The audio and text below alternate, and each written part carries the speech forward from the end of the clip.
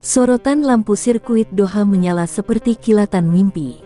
Di atas motor merah putih bernomor 7, Veda Ega Pratama melesat seolah waktu berhenti untuk menyaksikan kebangkitannya. Udara di lintasan terasa bergetar setiap kali ia membuka throttle penuh. Suara mesin Honda NSF 250R itu melengking nyaring, membelah angin malam Qatar dengan keindahan yang nyaris suci.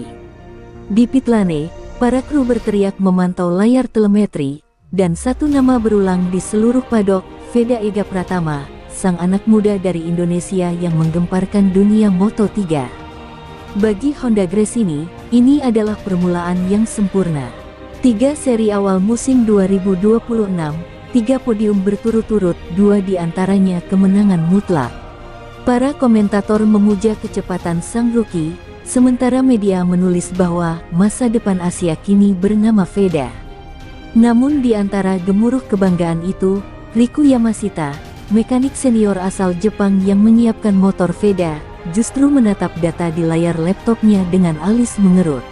Ada sesuatu yang janggal dalam performa mesin itu, terlalu cepat, terlalu sempurna untuk setting standar Honda. Malam itu, ketika garasi mulai sepi dan suara mesin lain mereda, Riku masih duduk sendirian di depan motor Veda.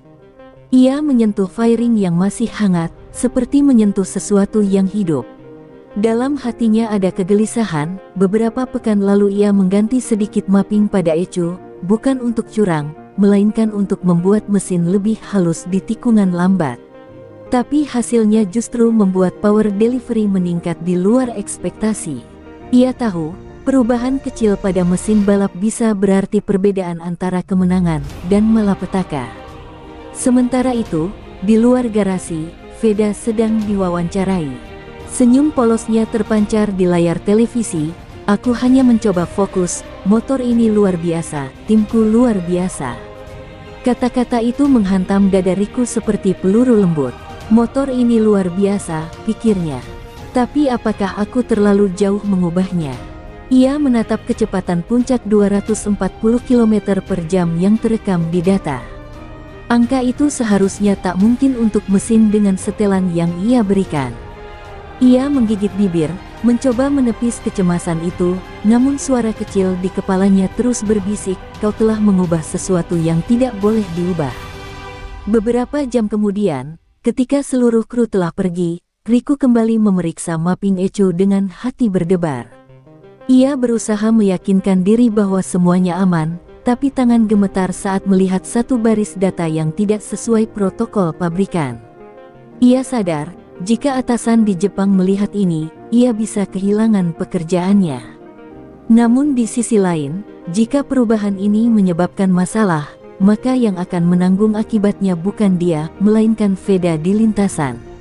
Dalam keheningan garasi yang hanya diterangi lampu putih pucat, Riku menatap helm Veda yang masih tergantung di gantungan.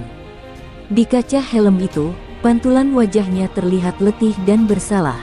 Ia menutup matanya, mengingat suara sorak penonton, senyum Veda, dan keyakinan bahwa anak itu akan jadi legenda. Tapi di balik itu semua, ada satu rahasia kecil yang ia simpan sendiri, rahasia yang bisa mengguncang seluruh tim. Dan malam itu, sebelum ia meninggalkan garasi, Riku memandangi motor nomor 7 sekali lagi. Mesin itu tampak diam, tapi entah kenapa terasa seperti sedang menatap balik, menyimpan sesuatu di dalam piston dan kabel-kabelnya, sebuah bisikan samar bahwa kecepatan yang terlalu sempurna selalu punya harga. Hujan tipis turun di atas sirkuit Catalunya pagi itu, seperti tirai tipis yang menutupi matahari. Veda menatap langit abu-abu dari padok, mengenakan racing suit dengan ekspresi yang sulit dibaca. Ia tahu lintasan ini tak akan mudah, tapi entah mengapa hari itu ia merasa berbeda, ada beban aneh di dadanya, seolah sesuatu menahan keyakinannya yang biasanya tajam. Di pit lane, Riku menunduk di depan monitor telemetri, mencoba menyembunyikan kegelisahan yang sejak semalam menghantui pikirannya. Ia yakin perubahan kecil di ECU itu aman, tapi hatinya tidak ikut percaya. Begitu sesi latihan dimulai, motor nomor 7 meluncur ke lintasan. Suara mesinnya masih garang, tapi beberapa detik setelah melewati sektor 2, layar data di pit mulai berkedip aneh. Kecepatan puncak menurun tajam, turun hampir 12 km per jam di trek lurus utama. Para kru terdiam. Apa sensor error?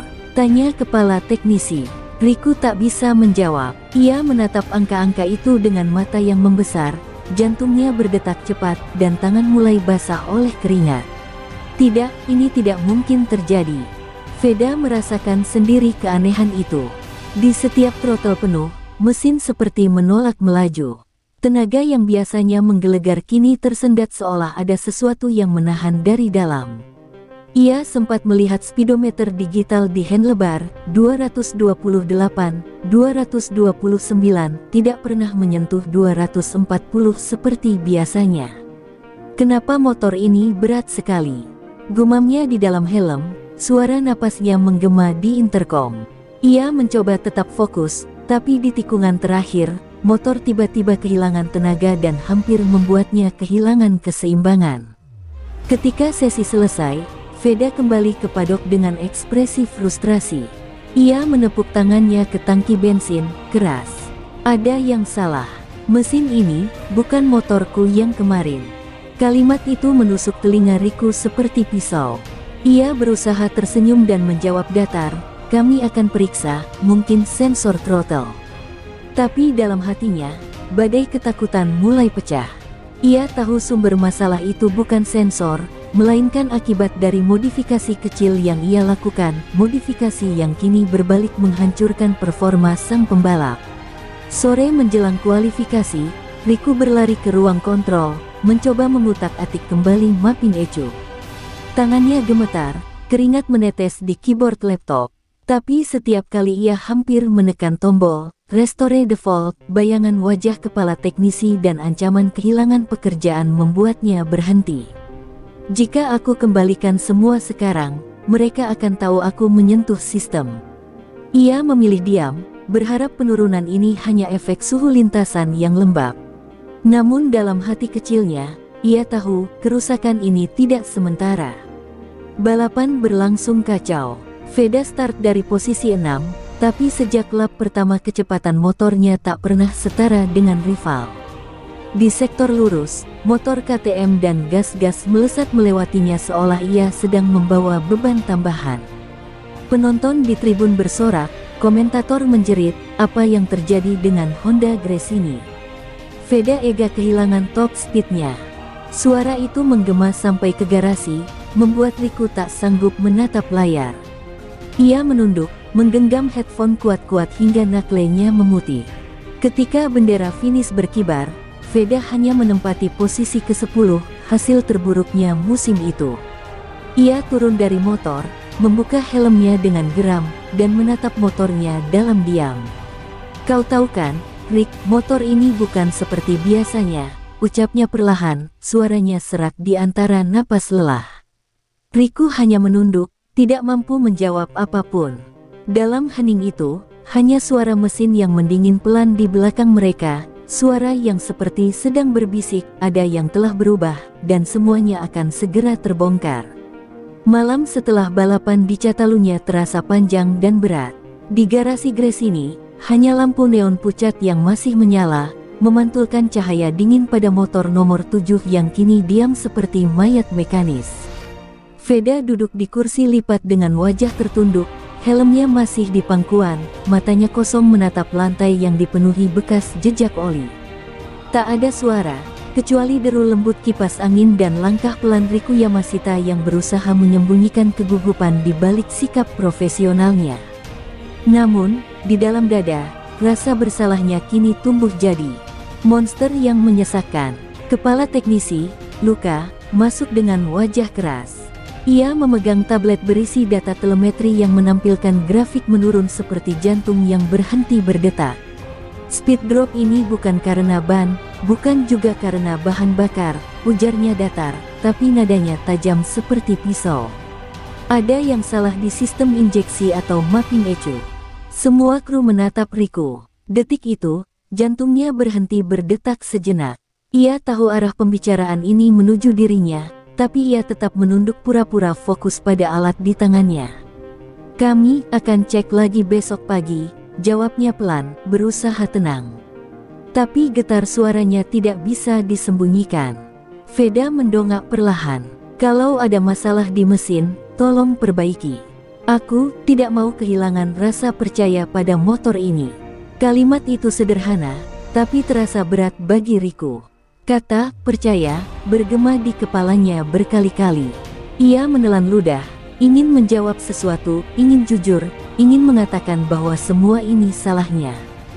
Tapi setiap kali bayangan atasan dari Jepang muncul di benaknya, rasa takut menelan semua niat baiknya. Ia hanya bisa berkata pelan, kami akan pastikan motor itu kembali seperti semula, aku janji. Beberapa jam kemudian, ketika garasi telah sepi, Riku duduk sendirian di depan motor Veda. Ia menyalakan laptop, membuka file ECU yang telah ia modifikasi diam-diam beberapa minggu lalu. Di layar, baris kode digital itu seakan menatap balik ke dirinya, dingin, tak bernyawa, tapi penuh dosa. Ia tahu setiap angka di situ berarti sesuatu, detik pembakaran, kadar bahan bakar, suhu piston. Dan di satu baris kecil, ada ubahan yang ia lakukan sendiri, dengan keyakinan bodoh bahwa ia membuat mesin itu lebih stabil. Sekarang, ubahan itu justru membuat mesin seolah kehilangan jiwanya. Sambil menatap layar, kenangan saat pertama kali ia bekerja dengan Veda kembali berputar. Anak muda itu datang dengan senyum hangat, membungkuk sopan, dan berkata, aku percaya sama tanganmu, Rick. Kau tahu cara membuat motor bicara. Kalimat itu dulu membuat Riku bangga, sekarang justru menghantam nuraninya. Ia mengepalkan tangan, berbisik, aku sudah mengkhianatimu, nak. Suaranya pecah, dan untuk pertama kalinya dalam bertahun-tahun, seorang mekanik tangguh itu meneteskan air mata di garasi kosong. Di luar, hujan turun pelan, mengetuk atap padok seperti denting waktu yang kejam. Riku menatap ke arah motor yang kini diselimuti kain penutup abu-abu, seperti jenazah seorang pejuang. Ia berjanji dalam hati untuk memperbaikinya, tapi ia tahu, sebelum ia bisa memperbaiki motor itu, ia harus memperbaiki dirinya sendiri. Ia menutup laptop dengan tangan gemetar, menatap ke arah pit lane yang gelap, dan berbisik lemah, maafkan aku, Veda. Dan pada saat itu, di luar sana, Veda berdiri di balkon hotelnya, menatap langit Barcelona yang muram. Ia tidak tahu apa yang sedang terjadi di garasi. Tapi jauh di lubuk hatinya, ia merasakan sesuatu yang berat, sebuah firasat bahwa kecepatan yang dulu membuatnya terbang, kini mulai dicuri sedikit demi sedikit oleh sesuatu yang tidak terlihat. Udara di padok Mugello terasa lembab dan sunyi malam itu. Riku Yamashita duduk di pojok garasi, menatap motor Veda yang terdiam di bawah lampu redup seperti makhluk yang kehilangan roh. Semua kru sudah kembali ke hotel, tapi ia masih di sana, dikelilingi aroma bensin dan suara lembut hujan yang membasahi atap pit. Ia tak bisa tidur. Setiap kali menutup mata, bayangan wajah Veda muncul, senyum polosnya saat awal musim, keyakinannya yang penuh cahaya, dan tatapan kecewanya kemarin di Catalunya. Aku percaya padamu, Rick. Kalimat itu terus menggema di kepala, menghantam hatinya tanpa ampun. Di tangannya, selembar kertas lusuh mulai terisi tulisan. Ia mencoba menulis surat pengakuan.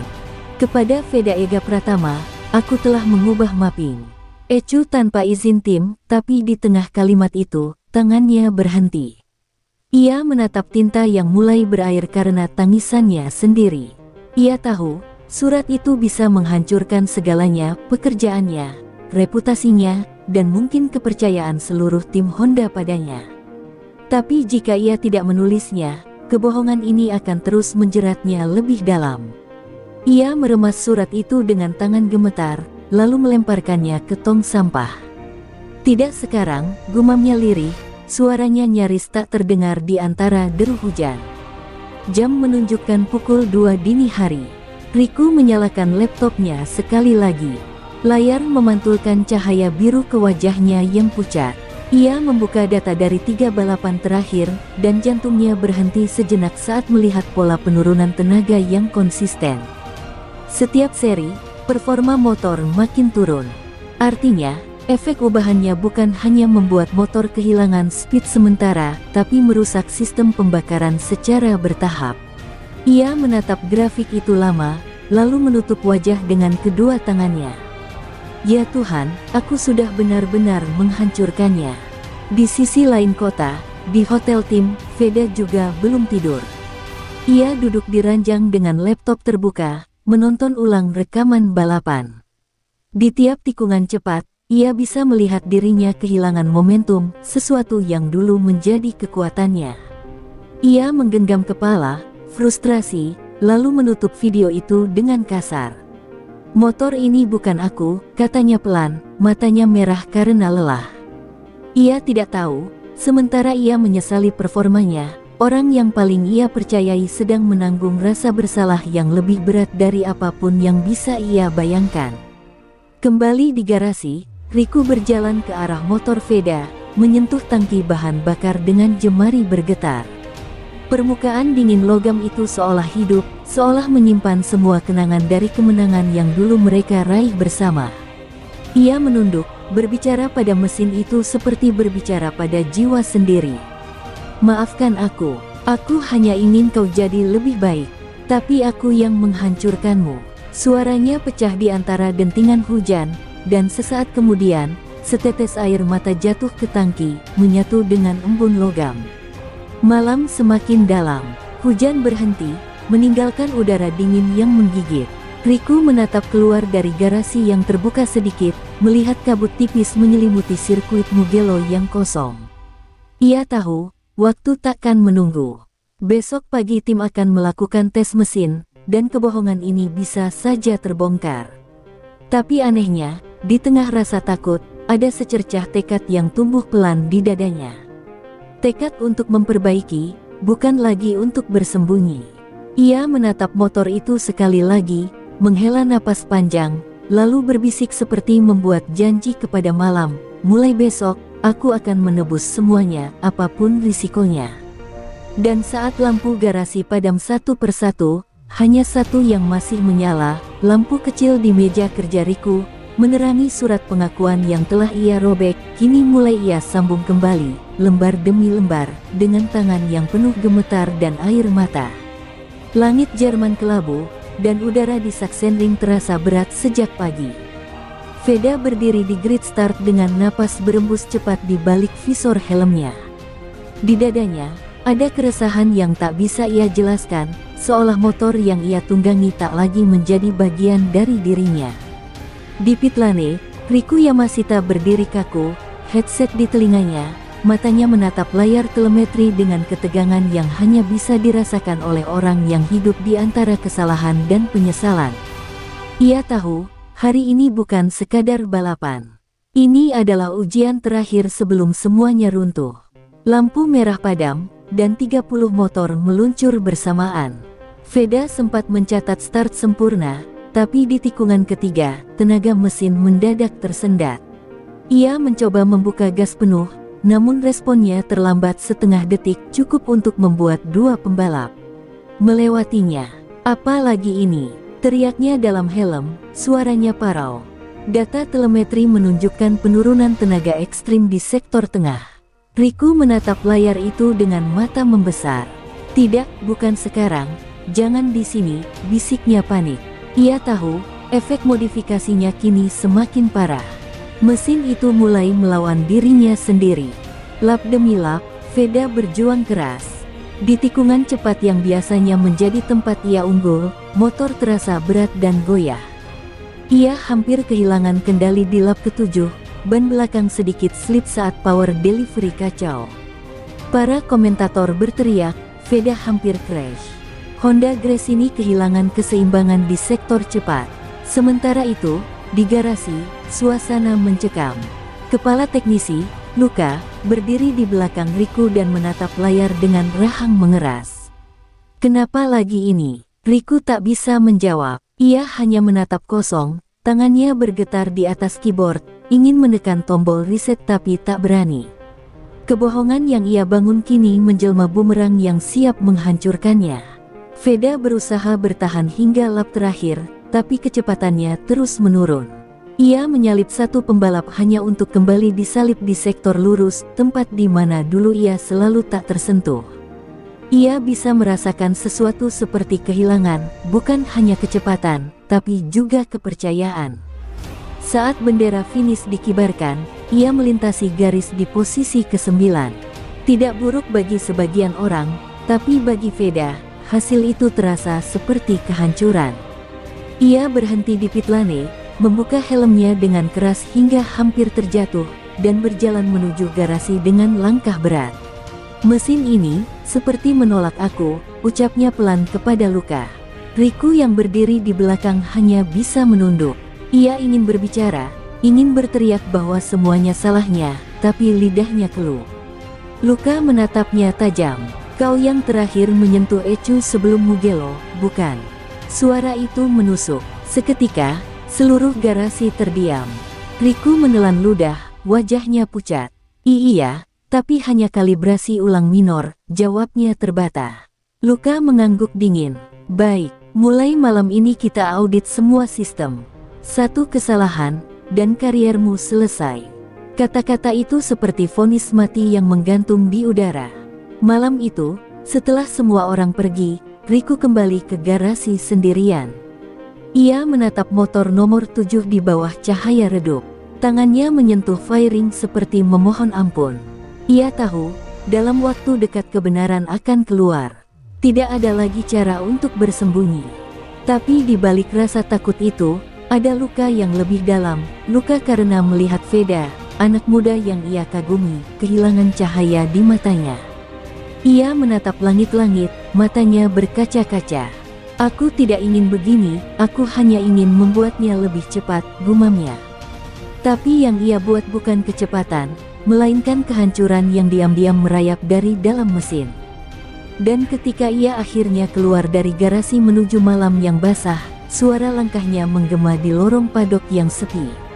Di kejauhan, suara lembut hujan mulai turun, menutupi bisikan kecil dari dalam hatinya yang berulang tanpa henti, "Veda kehilangan kecepatannya karena aku." Dan entah kenapa, malam itu terasa lebih dingin dari biasanya, seolah sirkuit ikut berduka atas sebuah mimpi yang perlahan retak. Fajar baru menyingsing di Sachsenring, namun rasa hampa masih menggantung di udara garasi Honda Gresini. Mesin-mesin telah diam, suara kipas berhenti, tapi di dalam hati Riku Yamashita, badai terus bergulung. Ia menatap meja kerjanya yang penuh catatan, grafik telemetri, dan kabel berserakan. Semua data menunjukkan satu hal, kesalahan yang ia buat sudah merusak sistem lebih dalam dari yang ia duga.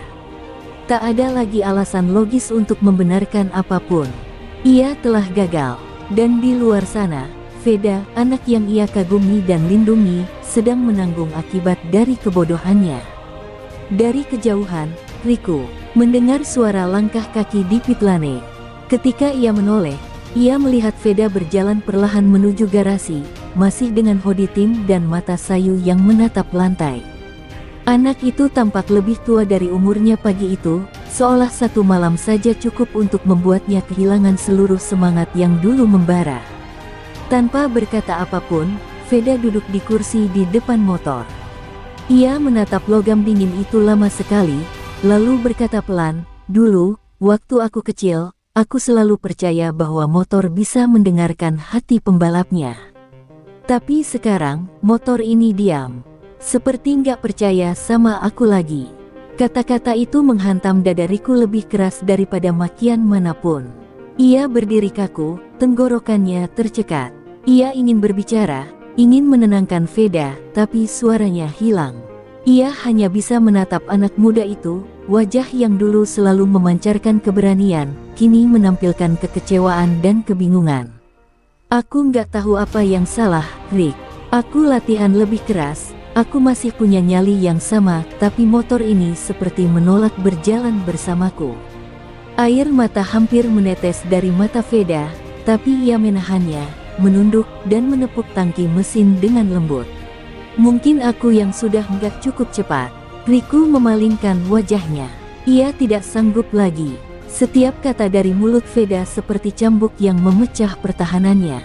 Ia berjalan cepat ke pojok garasi, menutup wajah dengan kedua tangan. Dalam hatinya, perasaan bersalah menjerit, "Kau bukan tidak cukup cepat, nak. Aku yang membuatmu lambat." Dadanya terasa sesak, napasnya tersengal. Untuk pertama kalinya, mekanik dingin yang selalu rasional itu merasa benci pada dirinya sendiri. Ia sadar, diam berarti pengecut. Diam berarti membiarkan anak yang ia anggap seperti putranya sendiri hancur perlahan. Setelah Veda pergi, meninggalkan garasi tanpa satu kata pun, Riku jatuh berlutut di depan motor. Tangannya bergetar saat menyentuh baut yang dulu ia kencangkan dengan kebanggaan. Ia berbisik pelan, "Aku sudah menghancurkan mimpi seorang anak. Aku yang mencuri kecepatannya. Aku." Suaranya pecah. Lalu tanpa sadar, ia meninju lantai keras itu berkali-kali, hingga kulit tangannya berdarah. Tapi rasa sakit itu tidak sebanding dengan rasa bersalah yang membakar hatinya.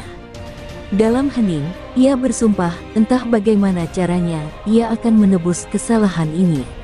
Menjelang malam, suara dari padok sebelah menggema. Kru dari tim lain sedang melakukan uji coba mesin baru. Riku menatapnya dari kejauhan, matanya berkilat di antara air mata yang belum kering. Ia tahu, selama sistem ECU tetap rusak, Veda takkan pernah mendapatkan performa terbaiknya kembali. Dan ia tidak bisa lagi menunggu audit tim atau laporan resmi dari Jepang. Ia harus bertindak diam-diam, seperti ia memulai semua ini. Ia menatap motor nomor 7 itu sekali lagi, lalu memegang kunci bengkel dengan tangan berdarah. "Kau akan kembali terbang, nak," katanya lirih. "Sekalipun aku harus kehilangan segalanya, aku akan kembalikan napasmu."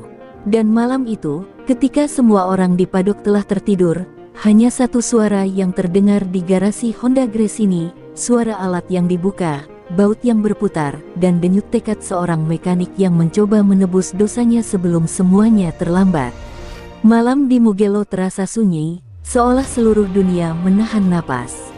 Lampu-lampu garasi telah dimatikan, namun dari balik jendela kaca, satu cahaya masih menyala. Tempat Riku Yamashita duduk sendirian, dikelilingi oleh lembaran data, laptop, dan alat mekanik yang berserakan. Tangannya gemetar memegang surat yang sudah beberapa kali ia tulis dan robek, lalu tempel kembali. Surat itu ditujukan untuk satu orang, Veda Ega Pratama. Setiap kalimat yang ia tulis terasa seperti duri yang menembus dada. Ia tahu waktu untuk bersembunyi sudah habis.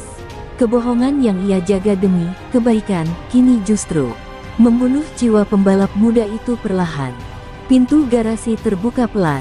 Luka, kepala teknisi, masuk dengan langkah tegas. Di tangannya ada tablet berisi laporan audit mesin dari Jepang. "Riku," suaranya datar, tapi matanya tajam. "Kami menemukan anomali di file ECU-mu." Riku menatapnya tanpa berani bicara. "Mapping yang kau ubah itu tidak sesuai spesifikasi. Aku ingin dengar langsung dari mulutmu, kenapa?" Sunyi. Detik terasa seperti menit. Lalu Riku menunduk, suaranya bergetar. Aku hanya ingin membantu. Aku pikir setelan itu akan membuat mesin lebih stabil di kecepatan tinggi. Aku tidak pernah bermaksud membuat kerusakan." Luka menghela napas panjang, matanya menutup sebentar, lalu membuka lagi dengan pandangan getir. "Kau sadar, perubahan sekecil itu bisa mengubah rasio bahan bakar dan pembakaran. Kau tahu risikonya." Riku mengangguk pelan, matanya berkaca-kaca. "Aku tahu, dan aku sudah menyesal sejak Catalunya. Tapi aku takut, Luka. Aku takut kehilangan kepercayaan tim, kehilangan posisi di Honda. Jadi aku diam." Suaranya pecah di akhir kalimat. Untuk sesaat, suasana garasi hanya diisi suara hujan lembut yang mulai turun di luar. Luka menatapnya lama, lalu berkata lirih, "Kau tidak hanya kehilangan posisi, Riku. Kau hampir kehilangan seorang pembalap muda yang percaya padamu lebih dari siapapun." Kata-kata itu menghantam dada Riku lebih keras daripada hukuman apapun. Ia menunduk, air mata menetes ke lantai. "Aku tahu, dan aku akan memperbaikinya. Aku tidak peduli jika aku dipecat, atau dihapus dari daftar mekanik. Aku hanya ingin motor itu hidup lagi untuknya." Luka menatapnya lama, lalu mengembuskan napas berat. Besok pagi kita uji ulang mesin. Tapi setelah itu, kau harus buat laporan resmi ke Jepang. Riku mengangguk, pelan tapi pasti. Ada ketenangan baru di wajahnya, bukan karena rasa takut telah hilang, tapi karena beban kejujuran akhirnya keluar dari dadanya. Ketika Luka meninggalkan garasi, Riku duduk kembali di depan motor Veda. Ia menatap motor itu lama, lalu tersenyum pahit. Kau dengar itu, nak? Kita akan hidup lagi. Ia mengelus fairing motor seperti seorang ayah yang memohon maaf pada anaknya sendiri. Dalam hening itu, seolah-olah mesin itu bergetar pelan, menjawab perasaannya. Untuk pertama kalinya sejak bencana itu terjadi, Riku merasakan sedikit harapan tumbuh di dalam dirinya, kecil, tapi nyata. Namun sebelum ia mematikan lampu, langkah kaki lain terdengar dari luar. Pintu garasi terbuka, dan di ambangnya berdiri sosok yang tak ia sangka akan muncul, Veda. Ia menatap Riku dengan mata lelah tapi hangat, lalu berkata perlahan, "Aku dengar semuanya, Rik, dan aku nggak datang untuk marah." Riku tertegun, matanya membesar. Veda melangkah mendekat, menatap motor itu lalu menatap Riku lagi. "Aku datang untuk bilang, ayo kita perbaiki ini, sama-sama." Dan malam itu, di antara bunyi hujan yang jatuh di atap sirkuit Mugello, dua orang, seorang pembalap muda dan mekanik yang menyesal, akhirnya berdamai dengan kejujuran. Bukan dengan kata-kata manis, tapi dengan tekad untuk menebus kesalahan yang hampir menghancurkan keduanya. Pagi di Mugello diselimuti kabut tipis, seakan alam pun menahan napas sebelum menyaksikan kebangkitan. Di garasi Gresini, suara mesin perlahan kembali bergema, bukan suara penuh tenaga seperti dulu, tapi seperti detak jantung yang baru mulai berdetak lagi setelah lama terhenti. Veda berdiri di sisi kanan motor, masih mengenakan jaket tim dengan rambut acak-acakan. Di seberangnya, Riku memegang laptop dan sensor Dino, matanya fokus tapi bergetar oleh emosi. Di antara mereka tak ada lagi kebohongan, hanya rasa bersalah yang berubah menjadi tekad bulat untuk menebus segalanya. "Mapping baru sudah kuatur ulang sesuai spesifikasi pabrikan," ujar Riku, suaranya serak tapi tegas. "Tapi aku tambahkan sedikit penyesuaian di throttle response, sesuai gaya kamu saat cornering cepat." Veda menatapnya sejenak, lalu tersenyum tipis. "Aku percaya sama kamu, Rick. Tapi kali ini, bukan karena aku nggak punya pilihan, tapi karena aku tahu kamu belajar dari kesalahan." Kata-kata itu membuat dada Riku bergetar. Di balik sorot mata muda itu, ia melihat sesuatu yang lebih dalam, keberanian untuk memaafkan. Uji coba dimulai. Motor meraung di atas dinotes, suara mesinnya menggema seperti singa yang kembali menemukan aumannya. Angka di layar melonjak stabil, RPM tinggi, pembakaran sempurna, injeksi presisi. Semua kru menahan napas saat grafik kecepatan menanjak tanpa lagi menurun tajam. Luka menatap data telemetri dengan mata melebar. Speed recovery 98%, ini gila. Dia benar-benar bisa menyelamatkan mesin ini. Suara sorak kecil terdengar dari para teknisi, tapi hanya Veda dan Riku yang tetap diam, karena bagi mereka, ini bukan kemenangan teknis, tapi kebangkitan jiwa yang hampir mati. Setelah mesin dimatikan, garasi menjadi sunyi kembali, hanya tersisa dengung lembut dari kipas pendingin. Riku menatap Veda lama, lalu mendekat. "Aku nggak akan minta maaf lagi, karena kata-kata itu udah kehilangan makna. Tapi aku janji, mulai hari ini, setiap baut yang kupasang, setiap data yang kusentuh, semua akan kulakukan untuk kamu." Veda menatapnya, tersenyum kecil, lalu menjawab dengan tenang, "Aku nggak butuh janji, Rick. Aku cuma butuh kamu ada di sisiku setiap kali aku jatuh." Kalimat itu membuat mata Riku basah, dan untuk pertama kalinya sejak lama, ia merasa dirinya bukan lagi seorang mekanik yang gagal, tapi seseorang yang masih bisa dipercaya. Siang itu, di bawah matahari yang mulai menembus kabut Mugello, Veda keluar ke trek untuk uji lap singkat. Dari pit lane, Riku menatapnya dengan napas tertahan. Motor nomor 7 melesat keluar dari tikungan pertama dengan kecepatan yang stabil, lalu naik ke tikungan Arabiata 2 dengan gaya khas Veda, miring sempurna, tanpa ragu, tanpa ketakutan.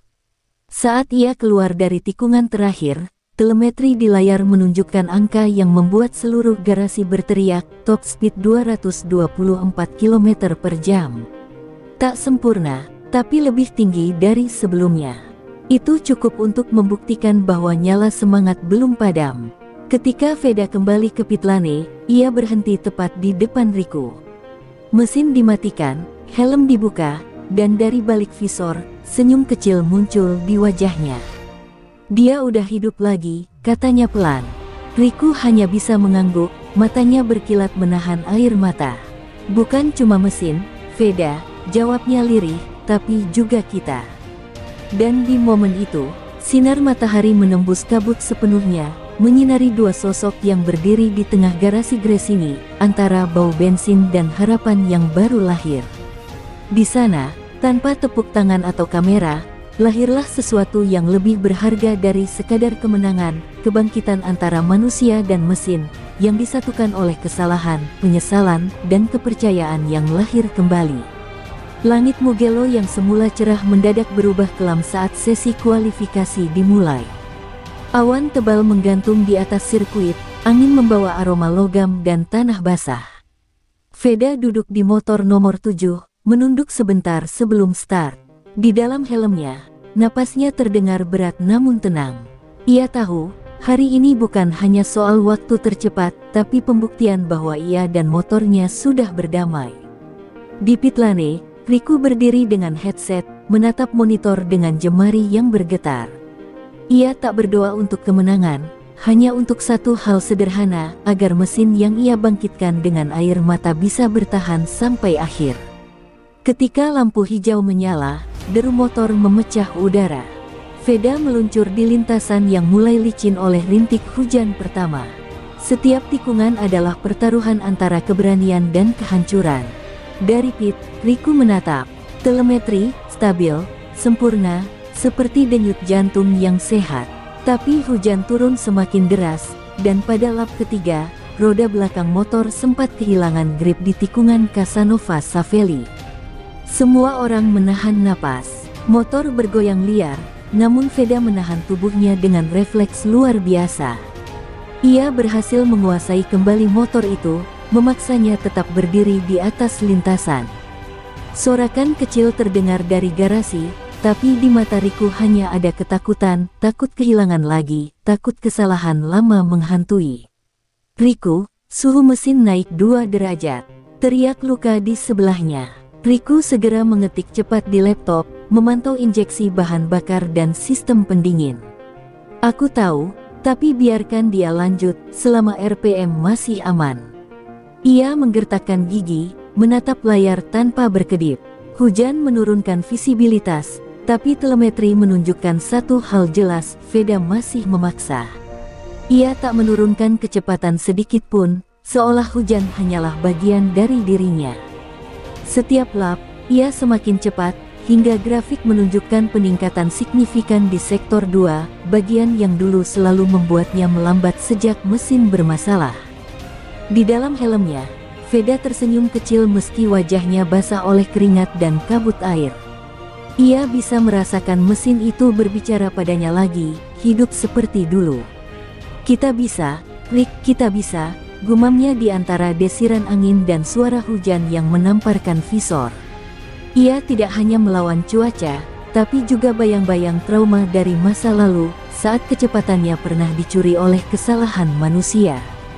Kini, semua itu ia taklukkan satu demi satu, lap demi lap, sampai waktu di layar menunjukkan sesuatu yang tak disangka, P11, 56.432. Garasi Gresini meledak dalam sorakan.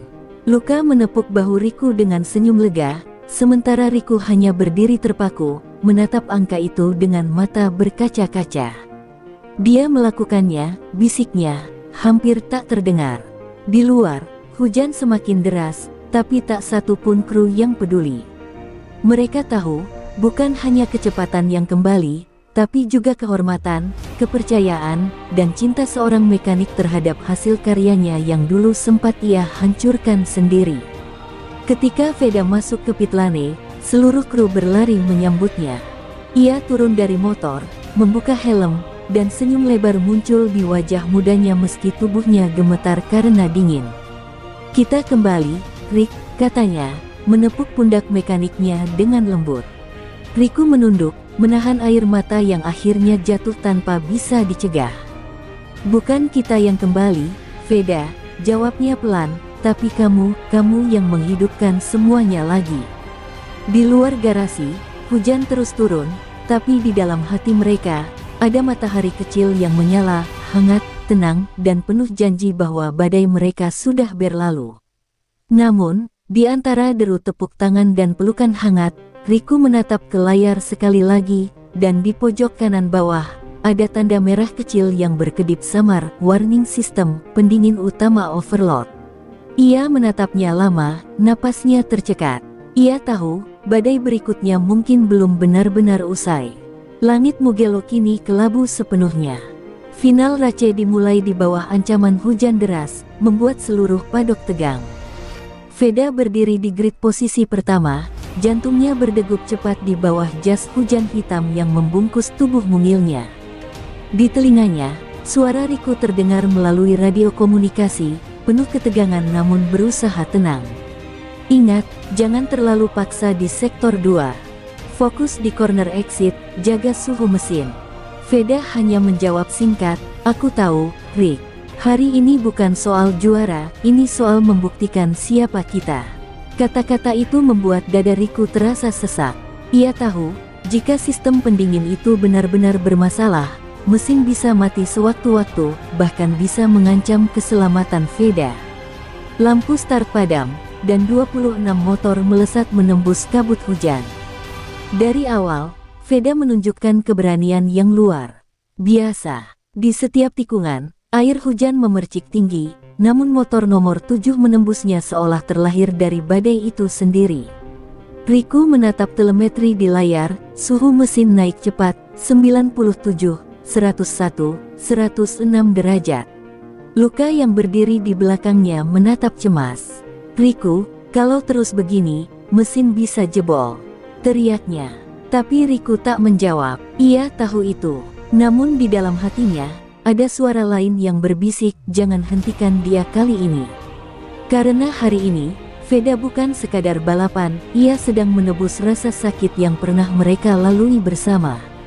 Lap demi lap berlalu, dan penonton bersorak setiap kali Veda keluar dari tikungan terakhir. Tapi di lap ke-8, telemetri menunjukkan sinyal bahaya, sistem pendingin merah, overheat total. "Veda, turunkan RPM, mesin terlalu panas," teriak Riku dengan suara pecah. Namun tak ada respons. Veda hanya menekan gas lebih dalam, menunduk di atas motor dengan mata tajam menatap garis depan. "Sedikit lagi," gumamnya. Air hujan menetes dari visor, bercampur dengan keringat dan tekad.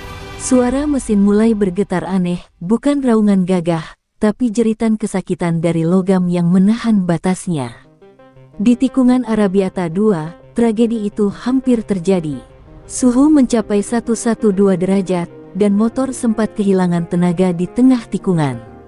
Ban belakang terpeleset, membuat tubuh Veda bergeser ke sisi kanan. Semua orang di garasi menjerit, tapi dalam detik terakhir, ia menahan tubuhnya, mengembalikan keseimbangan, dan entah bagaimana, motor itu tetap hidup. Veda melanjutkan lapnya dengan tenaga tersisa, seperti seorang prajurit yang menolak mati sebelum pertempuran usai. Riku menatap layar dengan air mata jatuh tanpa suara. "Tuhan, lindungi dia, tolong," bisiknya lirih, tak peduli siapa yang mendengar. Lap terakhir tiba. Hujan turun semakin deras, tapi Veda tak menurunkan kecepatan sedikit pun. Ia melintasi sektor terakhir, melewati garis finish dengan posisi pertama, menang. Garasi Gresini meledak dalam teriakan dan tangis. Tapi di layar telemetri, satu angka terakhir muncul sebelum semuanya mati, 123 derajat Celcius, sistem failure. Riku berlari keluar dari garasi menuju pit lane, jantungnya seolah berhenti. Motor Veda melambat di lintasan lurus, lalu berhenti total, asap putih mengepul dari bawah fairing. Veda turun, melepaskan helm dengan napas tersengal, dan tertawa kecil meski tubuhnya gemetar. "Kita berhasil," Rick katanya pelan, sebelum lututnya goyah dan ia jatuh bersimpuh di aspal basah. Riku berlari menghampiri, memeluknya di tengah hujan yang tak berhenti. "Kau gila, nak. Kau bisa terbakar hidup-hidup di luar sana," teriaknya dengan suara parau. Veda hanya tertawa kecil, matanya menatap ke langit yang kelabu. "Tapi mesinmu nggak menyerah, kan? Sama kayak aku." Kalimat itu membuat Riku menutup wajahnya, menangis di dada Veda seperti seorang ayah yang akhirnya kehilangan pertahanan. Di sekitar mereka, kru Gresini datang berlari, tapi waktu seolah berhenti. Hanya ada dua manusia, basah kuyup di bawah hujan, yang baru saja menaklukkan neraka mereka sendiri. Dan saat suara sorakan bergema di tribun, Riku menatap motor yang kini diam sepenuhnya, berasap tapi penuh makna. Ia tahu mesin itu sudah mati, tapi mati dengan kehormatan. Ia menatap Veda yang kini dibopong oleh tim medis sambil tersenyum lemah. "Kau menang, nak," bisiknya, "tapi lebih dari itu, kau menyelamatkanku." Hujan terus turun, membasuh lintasan Mugello yang kini menjadi saksi kisah mereka. Sebuah kisah tentang kecepatan, penyesalan, dan keberanian, yang lahir bukan dari kesempurnaan mesin, tapi dari hati manusia yang berani menebus kesalahan dengan pengorbanan.